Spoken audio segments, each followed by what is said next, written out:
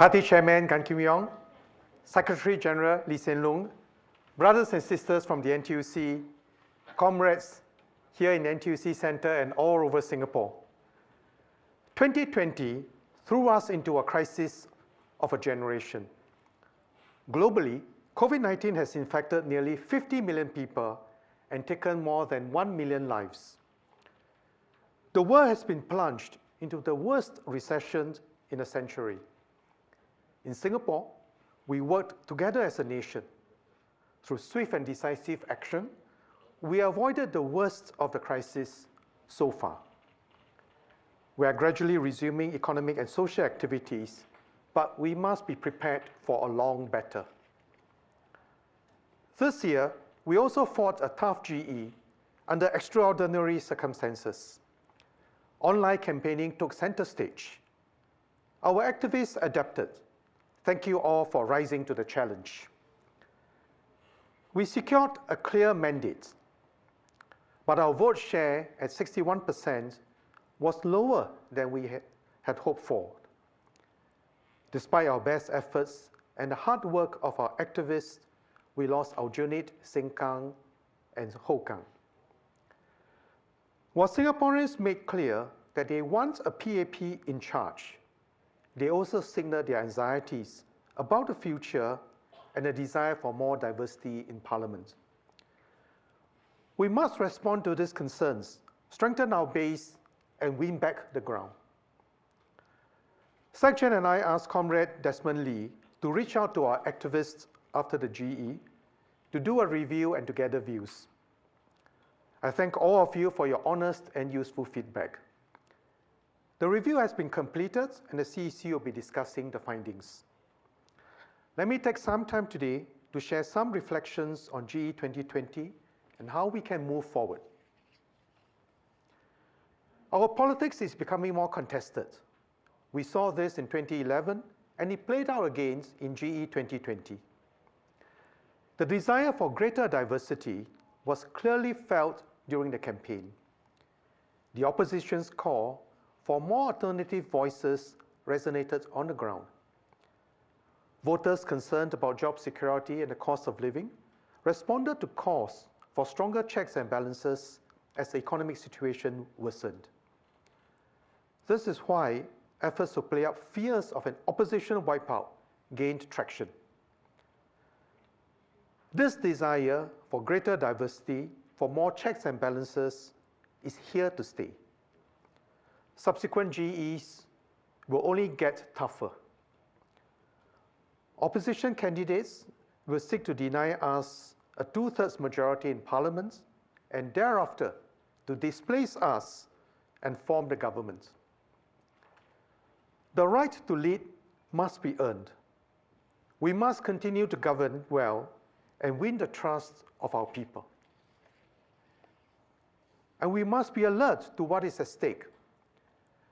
Sharper contestation can easily spiral into unstable and divided politics. We've seen this happen in other countries, where political opportunists seek political gains in the extreme ends of issues by appealing to special interests. They focus on energizing their base, often at the expense of other segments of society. Instead of being honest about difficult trade-offs, they advocate unsustainable, easy way outs. Such polarization has not taken root in Singapore, but we are not immune to such pressures. Take globalization, for example. Singapore is a small economy with no natural resources. We thrive by being open to the world, and this is how we have attracted so many companies to set up operations here, creating good jobs for our people. At the same time, we invest significantly to bring out the best in our people while complementing our small local workforce with foreigners to stay competitive. But this can quite easily be hijacked, especially during an economic recession. The openness that has fueled our progress can be used to exploit anxieties of our workers during downturns. Anti-foreigner sentiments can be easily stirred up. Such anxieties are understandable, but if we turn inwards, Singapore will spiral downwards. Beyond this, race, religion, and inequality are examples of fault lines that can greatly divide our society. With social media, differences can be more easily amplified and used to breed unhappiness or insecurity among different groups of Singaporeans. The PAP must therefore do what we can to resist such pressures. We must take an inclusive approach to serve all Singaporeans and not pit one group against another. If our unity is lost, Singapore will stumble. The pandemic has plunged us into the worst recession since independence. But we were able to mount a series of swift and decisive budgets without incurring a single cent of debt for future generations to pay. Not a single cent of debt. Because we were able to use $52 billion of past reserves left for us by our forefathers. Could we have built up these reserves if we had been a polarized society with a revolving door government? No. We would not have the firepower to save jobs and businesses or support families who need help. And it's not just government. Businesses, community groups, individuals played invaluable roles to contain the spread of the virus. If our society was polarized, we would not be able to work together to fight the virus. We are fully committed to our campaign promise, our lives, our jobs, our future. Secretary will speak more about how we will lead Singapore to overcome the COVID-19 pandemic and rebuild our economy. Our mission is clear. The PAP is here to secure Singapore's long-term success. Yes, GE 2020 matters very much, but for us, SG 100 and SG 200 matter even more. So beyond the immediate challenges, we must also look ahead to emerge stronger. We'll protect the interests of Singaporean workers and fight even harder to create opportunities for them to improve their lives. We'll strengthen social safety nets to support the vulnerable. We'll make sure that every Singaporean, regardless of starting point, continues to have a fair chance to do well to achieve excellence. This is hard work that will take significant effort, engagement, and resources. In a more turbulent and uncertain future, the PAP will need to work even harder to build consensus and create the political space for us to do the right thing for Singapore and Singaporeans. As a People's Action Party, we focus on taking action to get the right things done for the benefit of our people. This is our core strength that we must retain. And we must continue to win over the hearts and minds of every generation of Singaporeans. To do this more effectively, we have to evolve how we engage a changing electorate. For many Singaporeans, having a stake in Singapore today goes beyond the material. They want to have a stronger voice and greater involvement in nation building. This is valuable and we must harness it. As we learn from our Singapore conversation, deep engagement with our people help us to better understand their needs and concerns, their fears and aspirations. We are then able to translate their inputs into significant policy changes. As Singaporeans become better educated and well-traveled, we can better harness their ideas and energies to build our shared future together. This is why we launched the Singapore Together movement last year. Several months ago, we also started the Emerging Stronger conversations. I believe every Singaporean can make a difference. The party must fully embrace this spirit. I believe every party activist can make a difference. We must reach out to fellow Singaporeans, including those who may not share all our views, as long as they have the interests of Singapore and Singaporeans at heart.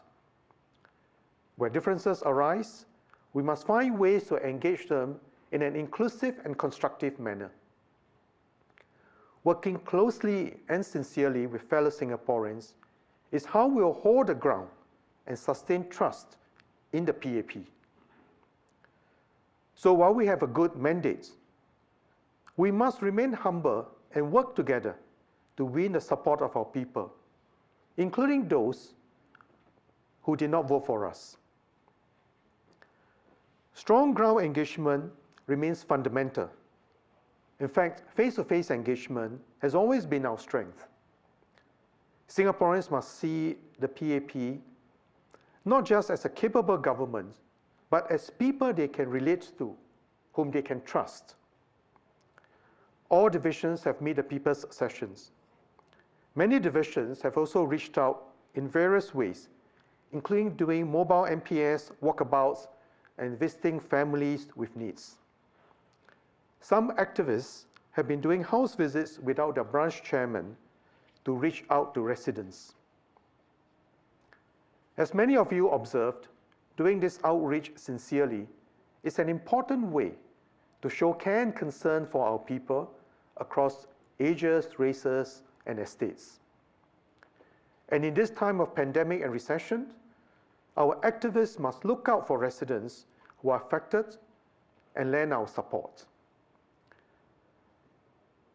Besides walking the ground, we must also engage our people to surface new ideas and find new ways to work together. In East Coast, we kickstarted the East Coast Conversations to engage our residents to work together on new initiatives. And I know other divisions are doing likewise. One division organized your volunteers with thematic discussions on issues like jobs, caring, and sustainability. I encourage all of us to share these ideas, to find new ways to engage our people, and to deepen understanding of our challenges as a country, as a nation, and the actions that we can take together. At the same time, we must complement our ground presence with stronger online outreach. Anecdotally, some voters were responding to how opposition parties portrayed themselves online, more so than what they stood for and what they could do. The impact of social media will only increase with time as the world becomes more digital.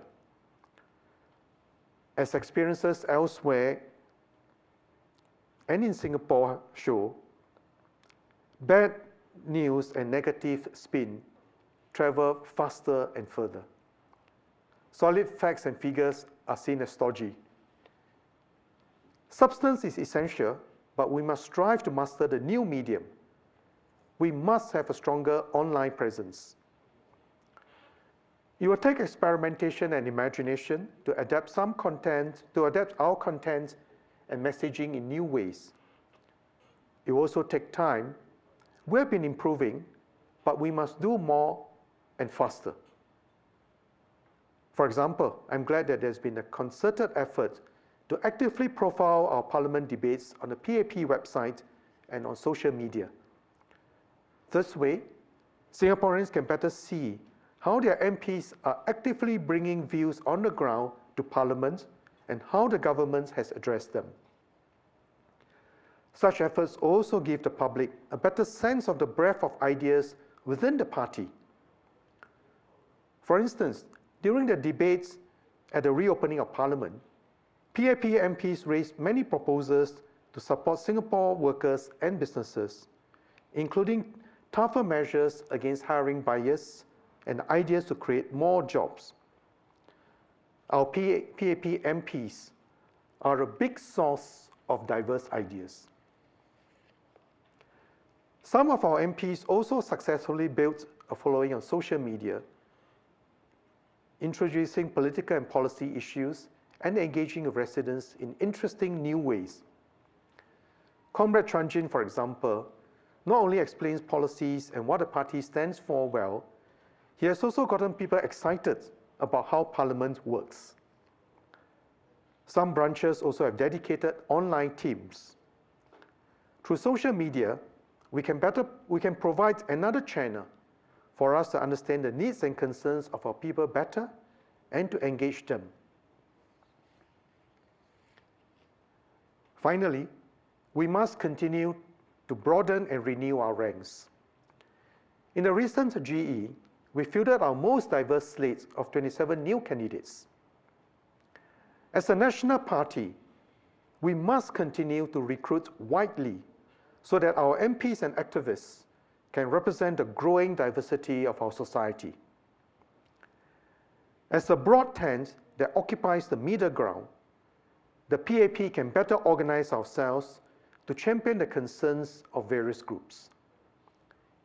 In recent years, our MPs and activists have intensified their work to address the concerns of lower wage workers, seniors, women, and caregivers, among others.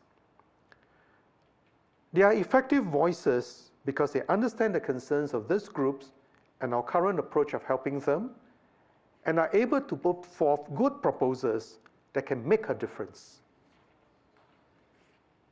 Growing our base of activists who have the integrity, the ability, and the commitment to serve is a critical task going forward.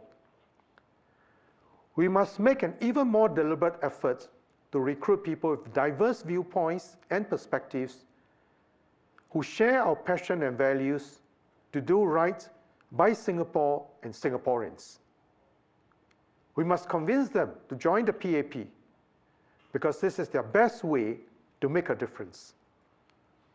I'm glad that many of our divisions are actively doing so and finding new ways to connect with our people. Through change, crisis, and contestation, each generation of PAP activists have adapted and evolved to better represent and serve our people. What remained constant are our party values and conviction. At the start of this conference, we just recited our party pledge. Our conviction and values have helped to keep our society united at home and let us fly the Singapore flag high on the global stage. Already, our ability to rally together to combat COVID-19 has helped us to secure new investments at a difficult time. In a more fractious world, Singapore can be a beacon of unity in diversity. We must continue to govern on our values of honesty, meritocracy, multiracialism, and self-reliance. We must never stop building a vibrant, fair, and just society where everyone can be developed to their fullest potential, regardless of their background and starting points in life. Especially in difficult times, we must be honest with Singaporeans about difficult choices we must make to progress as one. The values that the PAP stands for are what distinguishes us from other parties. If we base what we do on these values, Singaporeans will support us in taking on the big fights to protect them and future generations. Like many of you, I'm a beneficiary of the society that the PAP built. I grew up in an atap hut, and the first time I ever stepped out of Singapore was when I boarded a plane to the UK for my studies, funded by a government scholarship.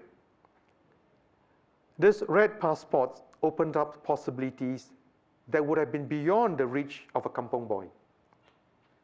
After returning, I started in the front line with fellow mata-matas in the police. My purpose in entering politics is to pay it forward. I know that all of you serve because you too want to build a better life for our people. Some of you fought for this, together with Mr. Lee Kuan Yew and our founding members in the very early days, when political contestation took a different shape. Your stories are moving and inspiring. Our nation has evolved and the contest has changed, but your values and conviction have not. This unites us across different backgrounds and generations and gives our party strength. This strength is boosted by our brothers and sisters in the labor movement. This symbiotic relationship between the party and the labor movement to uplift the life of our workers is all the more critical at this time, when workers are anxious about jobs, skills, and employment practices. We'll continue to work closely with Brother Chi Meng and our brothers and sisters in the labor movement to take care of our workers. All of us in Cabinet, whether 3G or 4G, are focused on the immediate challenges in fighting COVID-19 and rebuilding our economy. Other 2G leaders, like ESM Go, continue to care deeply about developments in Singapore and share their counsel with us. I'm happy to see so many of our retired MPs with us today. It's wonderful to see how you stay so committed after all these years of service. In fact, some of you served even before Singapore's independence. Thank you very much.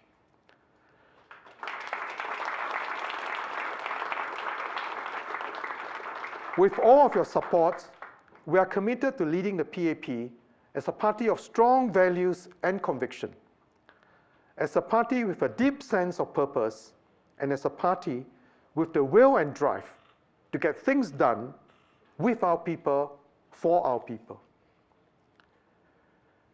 Singaporeans have again given the PAP the mandate to take Singapore forward in a more challenging and contested future. The PAP must put the survival and success of Singapore and the well-being of Singaporeans foremost in everything we do. Comrades, to continue earning the right to lead, we must win over the hearts and minds of our people. We must continue to engage all Singaporeans and persuade them on the choices that we need to make and work in partnership with our people to put plans into action and action into outcomes. Our values and conviction will steer us through this. Singapore and Singaporeans will emerge stronger from this crisis. Majulah NTUC, Majulah PAP, Majulah Singapura.